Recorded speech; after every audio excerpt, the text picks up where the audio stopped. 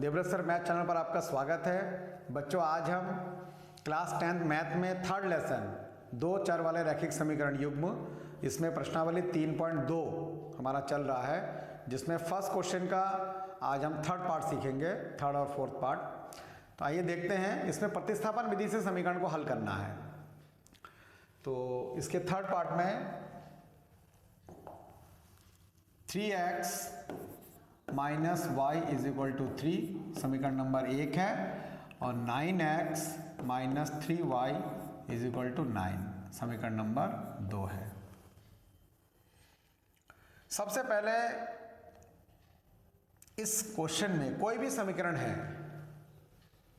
उसको हल करने के लिए उसके अद्वितीय हल होने चाहिए। तो ये आप चेक भी कर सकते हैं कि इसके अद्वितीय हल है या नहीं है।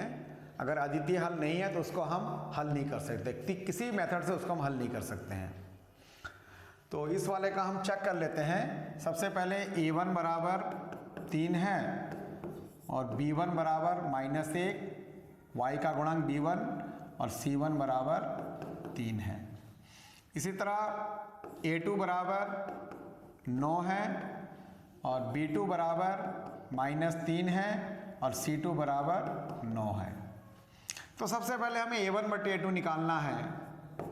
a1/a2 आ रहा है 3/9, 3 1 कम 3, 3 3 9, कितना आ गया 1/3। अब हम निकालेंगे b1/b2। b1/b2 निकालेंगे -1/-3, माइनस से माइनस कटा, आपका 1/3 आ रहा है। अब आप देख रहे हैं कि 1/3 a1/a2 का मान आया, b1/b2 का मान भी 1/3 आया है। तो c1/c2 भी निकाल लेते हैं हम। c1/c2 बराबर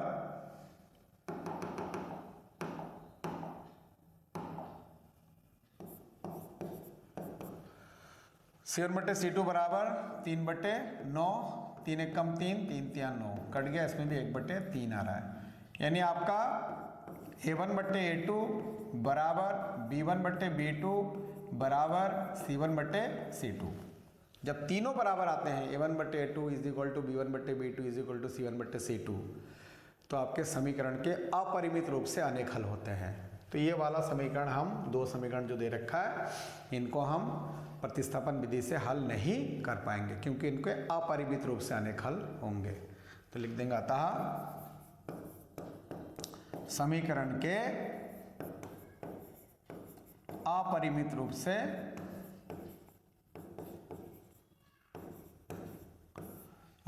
रूप से अनेक हल होंगे।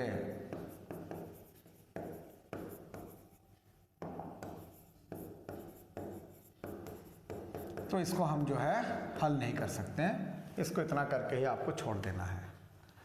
अब आता है इसका नेक्स्ट पार्ट, चौथा वाला, इसको हम प्रतिस्थापन विधि से हल करेंगे।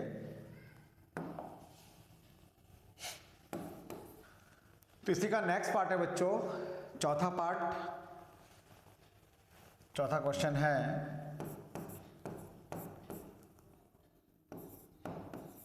0.2x plus 0.3y is equal to 1.3।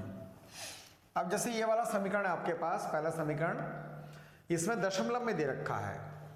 चाहे तो आप दशमलव में रख करके इसको हल कर सकते हैं, और नहीं तो दशमलव हटा भी सकते हैं आप। तो जो सिंपल समीकरण बनेगा उसमें आप आसानी से निकाल सकते हैं। तो दशमलव कैसे हटाना है, इसको पूरे समीकरण को 10 से गुणा कर देंगे आप। तो 10 से गुणा करने पर,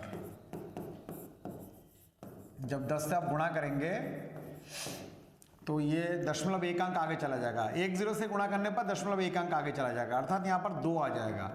तो 2x प्लस यहाँ पर भी दशमलव 1 अंक आगे चला जाएगा, 3y बराबर, यहाँ पर भी दशमलव 1 अंक आगे चला जाएगा, यानी 13 आ जाएगा। इसको आप समीकरण नंबर 1 मानेंगे। सेम इसी तरह जो दूसरा वाला है 0.4x प्लस 0.5y बराबर 2.3, इसमें अब 10 से गुणा करेंगे आप।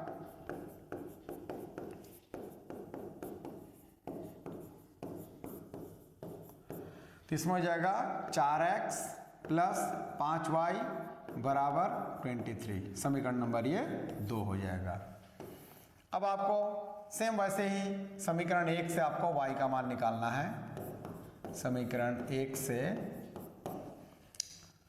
2x plus 3y is equal to 13, y का मान निकालना है। इस 2x को उधर भेज दीजिए माइनस में, तो 3y is equal to 13 minus 2x। 3 को बटे में भेजना है, तो y बराबर 13 माइनस 2x बटे 3। इसको समीकरण नंबर आप 3 मानेंगे। अब ये जो y का मान है आप देख रहे हैं बटे में आया है, कोई बात नहीं, इसको मेरा अपना रखना है समीकरण नंबर 2 में। क्या लिख देंगे? y का मान समीकरण 2 में रखने पर,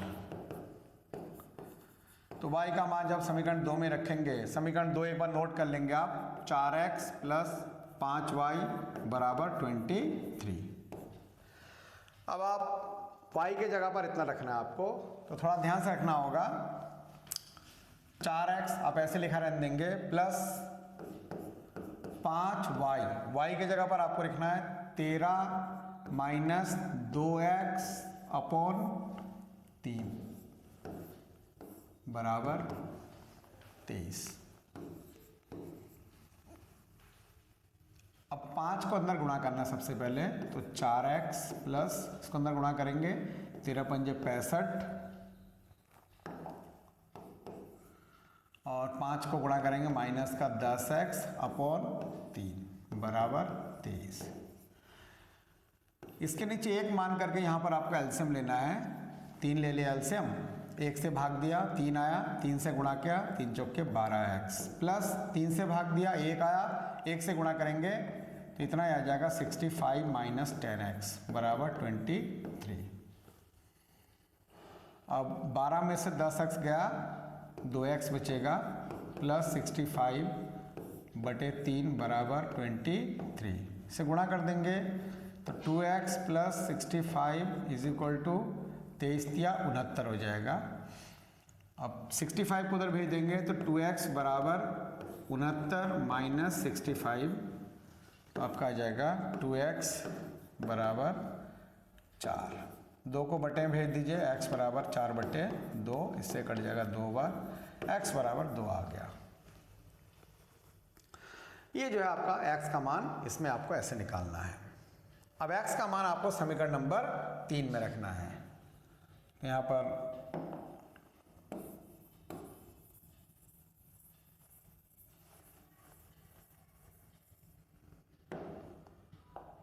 पर लिख देंगे x का मान समीकरण 3 में रखने पर, तो समीकरण 3 आपका ये है, y बराबर 13 माइनस 2x अपॉन 3, तो 13 माइनस 2 इंटू एक्स का मान कितना आया है? 2 आया है, यहाँ पे 2 रख देंगे अपॉन 3। अब 13 में से 2 दूनी 4 घटाना है बटे 3, तो 13 में से 4 गया 9, 9 बटे 3, इससे कट गया 3 बार, यानी y बराबर आपका 3 आ गया। अब x का मान आपका 2 आया और y का मान 3 आ गया। इस तरीके से आपने दूसरा वाला, चौथा वाला पार्ट भी सॉल्व कर लिया। तो बच्चों थर्ड पार्ट और फोर्थ पार्ट हमने क्वेश्चन नंबर फर्स्ट का सीख लिया है। आज की क्लास यहीं पर समाप्त करते हैं। सभी बच्चे देवव्रत सर मैथ चैनल को सब्सक्राइब करें, वीडियो को लाइक करें, कमेंट करें, शेयर करें। मिलते हैं नेक्स्ट वीडियो में। Thank you.